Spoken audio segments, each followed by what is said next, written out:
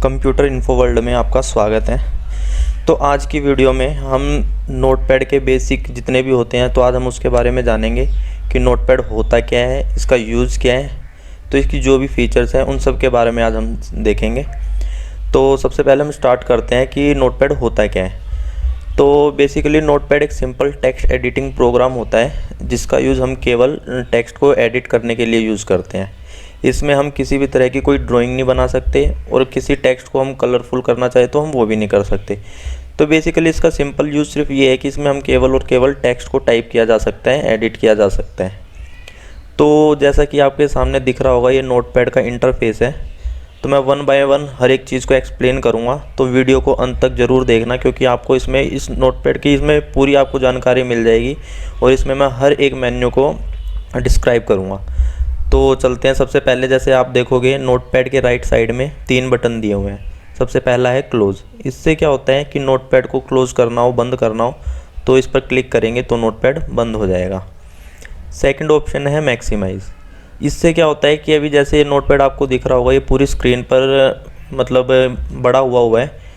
अगर जैसे ही हम इस पर क्लिक करते हैं तो ये प्रोग्राम छोटा हो जाता है और दोबारा अगर इस पर हम क्लिक करते हैं तो ये वापस जितनी हमारी लैपटॉप की स्क्रीन है या पीसी की स्क्रीन है ये उतना बड़ा हो जाता है। थर्ड है मिनिमाइज़। इससे क्या होता है कि मान लो आप कोई काम कर रहे हो, इसमें कुछ भी मैंने XYZ टाइप किया और मिनिमाइज़ किया तो ये हाइड होके ये क्या होता है, ये टास्क बार में चला जाता है। ये जो नीचे आपको ये पट्टी दिख रही है इसको हम टास्क बार बोलते हैं। तो ये यहाँ पर हाइड हो जाता है, यानी इसके साथ साथ अगर हमें कोई दूसरा काम करना है तो हम वो भी कर सकते हैं।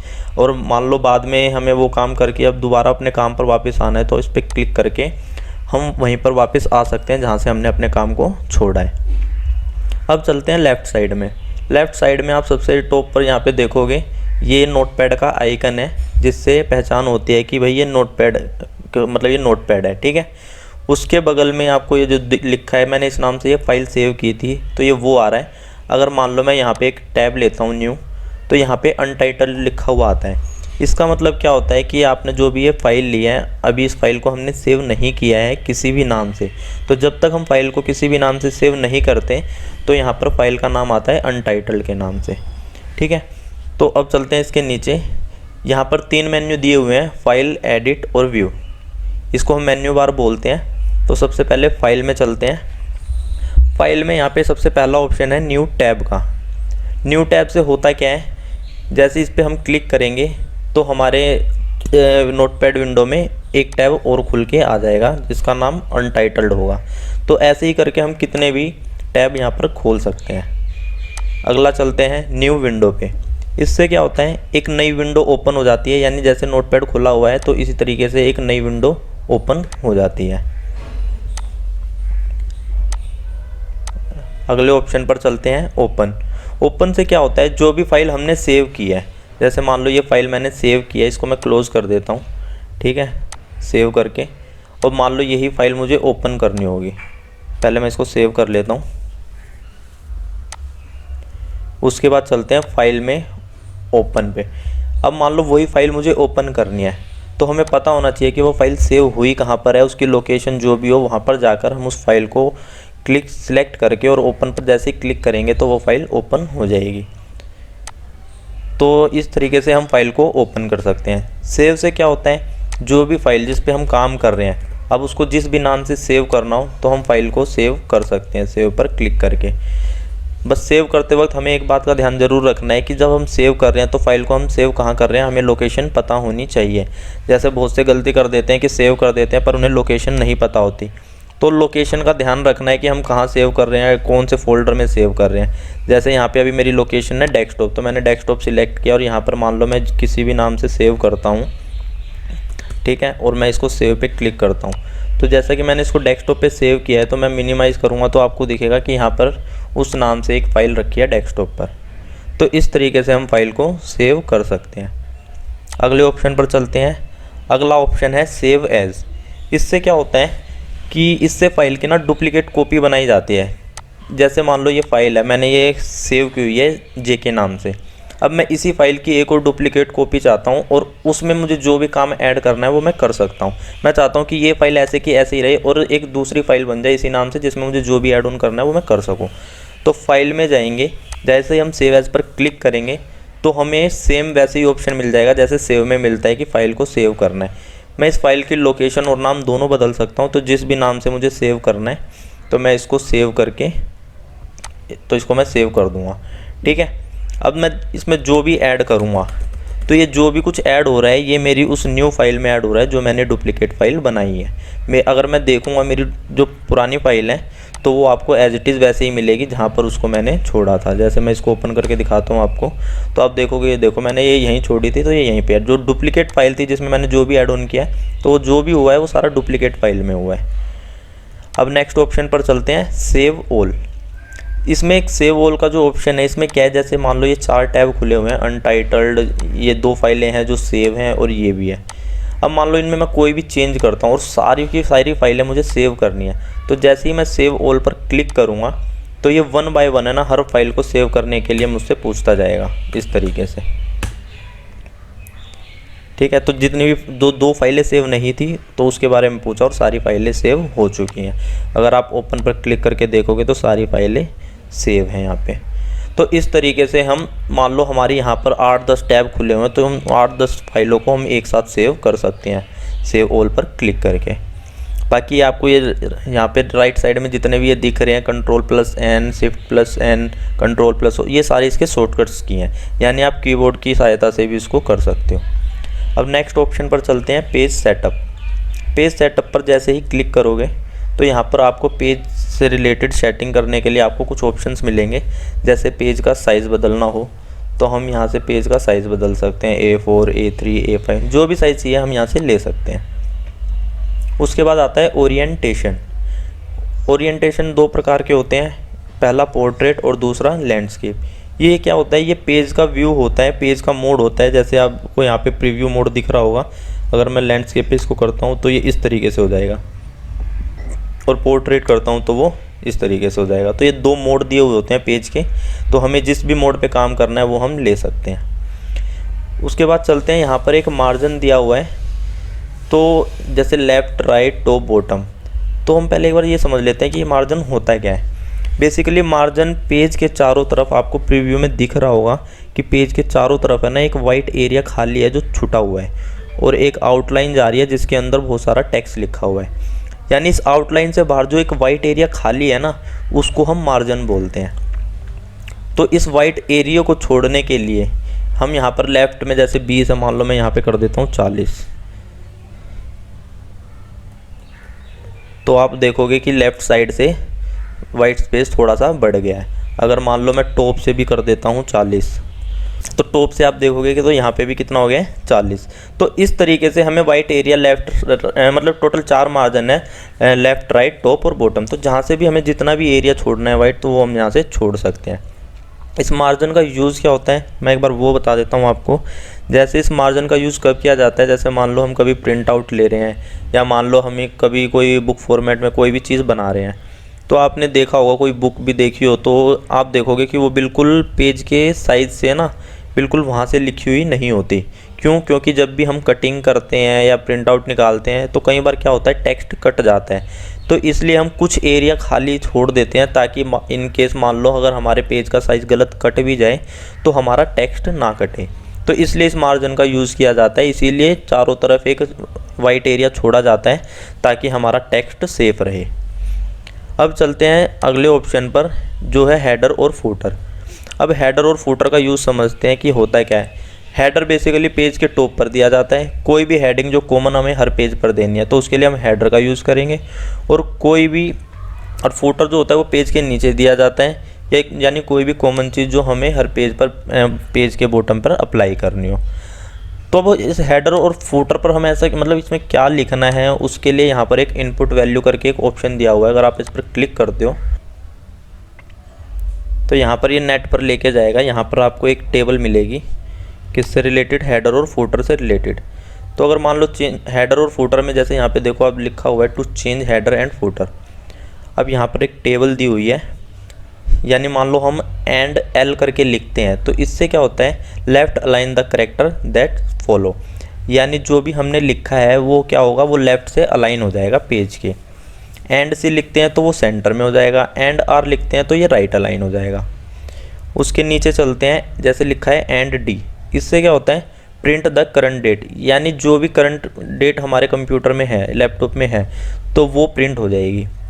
एंड टी से क्या होता है करंट टाइम आ जाता है। एंड एफ से क्या होता है जो भी हमने डॉक्यूमेंट जिस भी नाम से हमने सेव किया है तो उस डॉक्यूमेंट का नाम आ जाता है। और मान लो हम एंड पी लिखते हैं तो पेज नंबर आ जाता है। तो आपको जिस भी तरीके से हेडर और फूटर में आपको जो भी हेडिंग चाहिए तो आप इस टेबल का यूज़ करके, मान लो आपको पेज नंबर लिखना है या डॉक्यूमेंट का नाम लिखना है, जो भी आपको लिखना है तो आप इसको रेफ़र करके वहाँ पर हेडर और फूटर में डाल सकते हो। यानी जब आप प्रिंट आउट निकालोगे तो आपको हेडर और फूटर में वो चीज़ मिल जाएगी। तो ये थी पेज से रिलेटेड सारी सेटिंग्स पेज सेटअप में। अब चलते हैं नेक्स्ट ऑप्शन पर। फाइल पर जैसे ही क्लिक करेंगे, अब अगला ऑप्शन है प्रिंट। जैसे ही हम प्रिंट पे जाएंगे तो हमारी प्रिंट से रिलेटेड सेटिंग आ जाएगी। जैसे सबसे ऊपर है प्रिंटर, यानी जो भी आपका प्रिंटर जो आपके लैपटॉप या पीसी से कनेक्ट होगा तो वहाँ यहाँ पर उसका नाम आ जाएगा, तो आपको वो सिलेक्ट करना है। अगर नहीं है तो ऐड प्रिंटर पर क्लिक करोगे तो जो भी प्रिंटर आप अटैच करोगे उसको आप ऐड कर सकते हो। उसके बाद आपको यहाँ पे मोड दिए गए हैं जो पेज सेटअप में दिए हुए थे, पोर्ट्रेट, लैंडस्केप। तो आपको अगर मोड चेंज करना है तो आप यहाँ से भी कर सकते हो और फाइल को प्रिंट कर सकते हो। अब चलते हैं नेक्स्ट ऑप्शन की तरफ, जो अगला है क्लोज टैब। मान लो अब यहाँ पे 4 टैब खुले हुए हैं।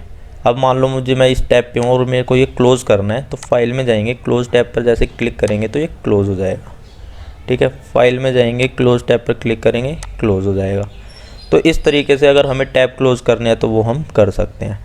और क्लोज़ विंडो से क्या होगा कि ये पूरी नोटपैड विंडो हमारी क्लोज़ हो जाएगी। कैसे, क्लिक करो, पूरा क्लोज़ हो जाएगा। तो इस तरीके से हम नोटपैड को क्लोज़ भी कर सकते हैं। तो एक बार दोबारा खोल लेते हैं इसको।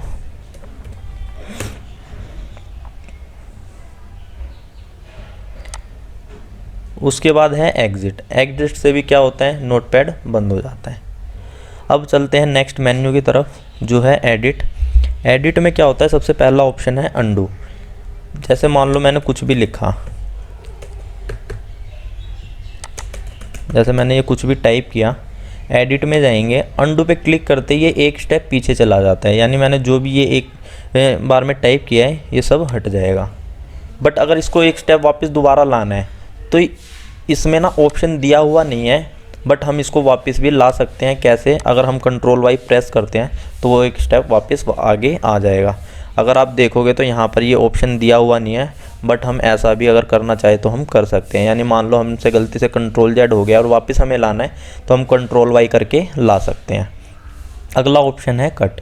कट से क्या होता है, मान लो मैंने जितना भी सिलेक्ट किया है और मेरे को ये डिलीट करना है, तो एडिट में जाके कट पे क्लिक करेंगे तो उतना जो भी सिलेक्ट हमने किया है वो डिलीट हो जाएगा। उसके बाद चलते हैं कॉपी। कॉपी से क्या होगा, जो भी मैंने ये सिलेक्ट किया है, अगर मैं एडिट पे जाकर कॉपी पे क्लिक करता हूँ तो आप देखोगे कि रिज़ल्ट आपके सामने कुछ नहीं आएगा। क्यों? क्योंकि कॉपी की कमांड कब यूज़ होती है, जब हम पेस्ट पर क्लिक करते हैं। यानी कॉपी का मतलब क्या है कि जो भी मैंने इसको सिलेक्ट किया था, कॉपी किया है, अब जैसे ही मैं पेस्ट पर क्लिक करूँगा तो उतना ही टेक्स्ट दोबारा एक और कॉपी हो जाएगा। तो यानी कॉपी कमांड का यूज़ आपको कब पता चलेगा, जब आप पेस्ट पर क्लिक करते हैं। एक होता है हमारा कट पेस्ट, मतलब इसमें एक कट पेस्ट भी कर सकते हैं और कॉपी पेस्ट भी कर सकते हैं। तो कट पेस्ट में क्या होता है कि मान लो मुझे ये यहाँ से कट कर कर मुझे ये यहाँ पर लेके आना है, तो मैंने कट पेस्ट कर दिया। अगर मैं चाहता हूँ कॉपी पेस्ट करना, यानी वो टेक्स्ट वहाँ भी रहे और यहाँ भी रहे, तो उसके लिए हम क्या करते हैं, इसको सिलेक्ट करके यहाँ से करेंगे कॉपी और यहाँ पर जाकर कर देंगे पेस्ट। तो कट पेस्ट और कॉपी पेस्ट में डिफरेंस क्या है, जब हम कट पेस्ट करते हैं तो वो टेक्स्ट वहाँ से हटकर दूसरी जगह पर प्लेस हो जाता है, और जब हम कॉपी पेस्ट करते हैं तो वहाँ भी रहता है और वो दूसरी जगह भी प्लेस हो जाता है। अब चलते हैं नेक्स्ट ऑप्शन की तरफ, जो है डिलीट।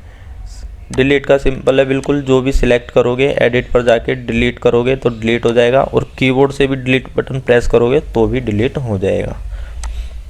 उसके बाद है फाइंड। जैसे हम फाइंड पर क्लिक करेंगे, फाइंड का मतलब होता है ढूंढना। जैसे मान लो मुझे इसमें के फाइंड करना है, तो मैंने के टाइप किया और इसको फाइंड करो, तो ये के को फाइंड कर देगा इस तरीके से। ठीक है, और डाउन पर जाऊंगा तो ये डाउन की तरफ से फाइंड कर देगा। बाकी इसमें एक ऑप्शन दिया हुआ है यहाँ पे, अगर हम इस पर क्लिक करते हैं तो एक आता है रैप अराउंड, एक आता है मैच केस। रैप अराउंड में क्या है कि ये कंटिन्यू फाइंड करता जाएगा, और मैच केस में क्या होगा, मान लो अगर मैंने कोई लेटर कैपिटल में लिखा है या कोई वर्ड है जो कैपिटल फॉर्म में लिखा है और मेरे को कैपिटल वाला ही फाइंड करना है, तो हम मैच केस पर टिक कर देंगे। अदरवाइज रैप अराउंड जो फाइंड करता हुआ जाएगा बिना किसी मतलब मैच केस के, यानी वो उसमें कोई लेटर ये नहीं देखेगा कि वो कैपिटल है या स्मॉल है, और वो फाइंड करता हुआ जाएगा। तो इस तरीके से हम कोई भी टेक्स्ट या वर्ड को फाइंड कर सकते हैं। उससे अगला ऑप्शन आता है फाइंड नेक्स्ट का। फाइंड नेक्स्ट में क्या होता है, जैसे आप इसमें क्लिक करोगे तो जो भी मैंने फाइंड किया था ये उसके आगे के जितने भी लेटर हैं उसको फाइंड करता हुआ जाएगा। और ऐसे ही अगर मान लो हमें पीछे का फाइंड करना है तो फाइंड प्रीवियस से कर सकते हैं। तो ये सेम ऑप्शन आपको फाइंड में भी मिलेगा और बाकी यहाँ पे अलग से भी दिया हुआ है, वरना ये यहाँ पर भी दिया हुआ है। इस तरीके से हम फाइंड नेक्स्ट और फाइंड प्रीवियस यहाँ से भी कर सकते हैं। उसके बाद ऑप्शन है रिप्लेस। रिप्लेस से क्या होता है कि मान लो कोई वर्ड है, मान लो इनकेस हमसे कोई वर्ड है जो गलत टाइप हो गया या कोई लेटर है गलत टाइप हो गया, तो हम उसको रिप्लेस भी कर सकते हैं। जैसे मान लो के की जगह मुझे चाहिए यहाँ पे क्या चाहिए था कि मैं चाहता हूँ यहाँ पे जे के आ जाए, तो यहाँ पर पहले तो ये फाइंड करेगा और फिर आप रिप्लेस कर सकते हो, यानी ये एक एक करके भी करेगा। और आप चाहते हो कि जितने भी किए और वहाँ पर जे के आ जाए तो आप रिप्लेस ऑल पर क्लिक करके वो सभी के सभी एक साथ रिप्लेस कर सकते हो। तो ये होता है रिप्लेस का ऑप्शन। अब चलते हैं नेक्स्ट ऑप्शन की तरफ, गो टू। गो टू से क्या होता है, जैसे मान लो नोटपैड में मैंने ये टेक्स्ट टाइप किया, ठीक है, अब ये 4 लाइनें हैं। अब मेरा जो कर्सर है वो 4th लाइन पे है और मुझे अभी जाना है कौन सी लाइन पे, 2nd लाइन पे। तो जस्ट 2 दबाओ, गो टू पे क्लिक करो तो वो जो हमारा कर्सर है वो 2nd पे जाएगा। बाकी आप माउस से भी क्लिक करके जा ही सकते हो। बाकी चलते हैं अगले ऑप्शन की तरफ। अगला ऑप्शन है सिलेक्ट ऑल, यानी जितना भी हमने पेज में लिखा हुआ है उसको अगर सबको सिलेक्ट करना है तो सिलेक्ट ऑल करके उसके बाद हमें कट, कॉपी, पेस्ट, डिलीट जो मर्जी करना है वो हम कर सकते हैं। अगला ऑप्शन है डेट एंड टाइम।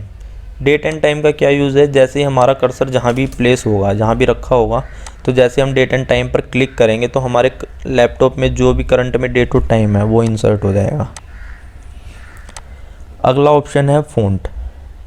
फ़ॉन्ट क्या होता है, जैसे ये जो भी मैंने टेक्स्ट टाइप किया हुआ है इसी को हम फ़ॉन्ट बोलते हैं, यानी इसका जो लिखा हुआ स्टाइल है अगर हमें वो बदलना है तो हम फ़ॉन्ट पर जाएंगे। फ़ॉन्ट पर क्लिक करने के बाद ये यहाँ पर फ़ॉन्ट फैमिली है, यानी आपको किस तरह से लिखना चाहते हो, ये यहाँ पे सारे फ़ॉन्ट दिए हुए हैं। मान लो मुझे इसका फ़ॉन्ट ये करना है, ठीक है। उसके बाद इस फ़ॉन्ट के स्टाइल दिए हुए हैं कि इस फ़ॉन्ट को आपको क्या इटैलिक करना है, इटैलिक मतलब तिरछा करना है तो आप वो कर सकते हो। साइज़ बढ़ाना है तो आप यहाँ से साइज़ भी बढ़ा सकते हो, ठीक है। जस्ट इसको बैक करोगे तो आप देखोगे कि आपका टेक्स्ट इटैलिक और जो आपने साइज़ दिया था वो हो गया है। ये किसी पर्टिकुलर किसी सिलेक्टेड टेक्स्ट पर अप्लाई नहीं होता, ये डॉक्यूमेंट में जितना भी हमने टेक्स्ट लिखा है ये ओवरऑल सब पर ही अप्लाई होगा। अगर आप चाहोगे कि आपको किसी पर्टिकुलर टेक्स्ट को इटैलिक या बोल्ड करना है तो वो इसमें नहीं होता, इसमें आप जो भी करोगे वो पूरे टेक्स्ट पर अप्लाई होगा। तो इस तरीके से हम फ़ॉन्ट को बदल सकते हैं। बाकी आपको यहाँ पे क्लोज के नीचे आपको एक ऑप्शन दिखेगा सेटिंग का, ये ऑप्शन यहाँ से भी आता है। अगर अब जैसे यहाँ पे सबसे एक पहले ऑप्शन है ऐप थीम का, यानी इसकी जो थीम है, जो भी कलर है, यहाँ पे 3 ऑप्शन दिए हुए हैं। लाइट करना है आप लाइट कर सकते हो, डार्क करना है आप डार्क कर सकते हो। और जो भी हमारे सिस्टम की सेटिंग अगर उसके रिलेटेड आप चाहते हो कि भाई उसके अकॉर्डिंग सेट हो जाए तो यूज़ सिस्टम सेटिंग यूज़ करना है। बाकी फ़ॉन्ट आपने देख ही लिया है कि फ़ॉन्ट यहाँ से चेंज कर सकते हैं। उसके अलावा यहाँ पे ओपनिंग फ़ाइल को लेके एक यहाँ पे ऑप्शन दिया गया है कि मान लो जब आप फाइल ओपन करोगे तो आपको क्या करना है, वो न्यू टैब में ओपन करना है या न्यू विंडो में। तो आपको जिस भी फॉर्म में मतलब जिस भी तरीके से आपको करना है तो वो यहाँ से आप सिलेक्ट करके वो भी सेटिंग कर सकते हो।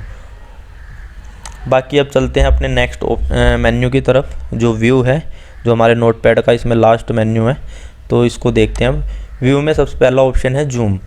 जूम से क्या होता है, जूम मतलब बड़ा करके देखना, यानी जो भी मैंने लिखा है मैं चाहता हूँ इसको बड़ा करके देखना, तो जूम इन पे क्लिक करूँगा तो ये बड़ा होके मुझे ऐसे दिखता रहेगा।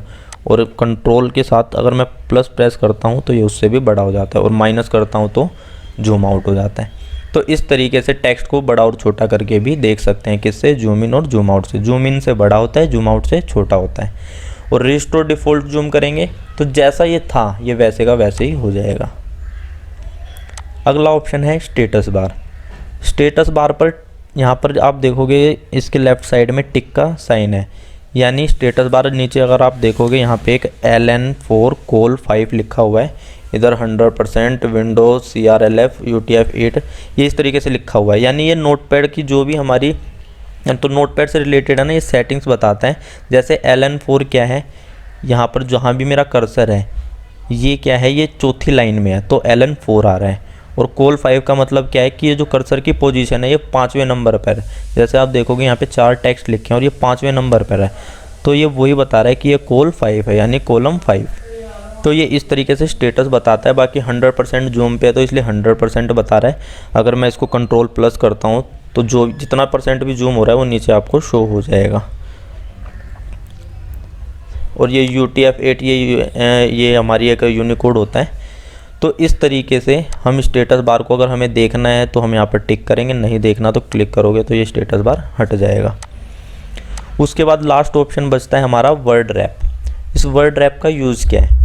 इस वर्ड रैप का यूज़, जैसे भी इस पर टिक है तो भी आपको इसका यूज़ नहीं पता चलेगा। मैं आपको दिखाता हूँ। जैसे हम मान लो इस पर हम कुछ भी टाइप करते हैं, कॉपी किया, पेस्ट किया, मैं इसको पेस्ट करता जाए तो जैसे आप देख रहे हो कि ये एंड तक गया और उसके बाद ये नीचे आता गया।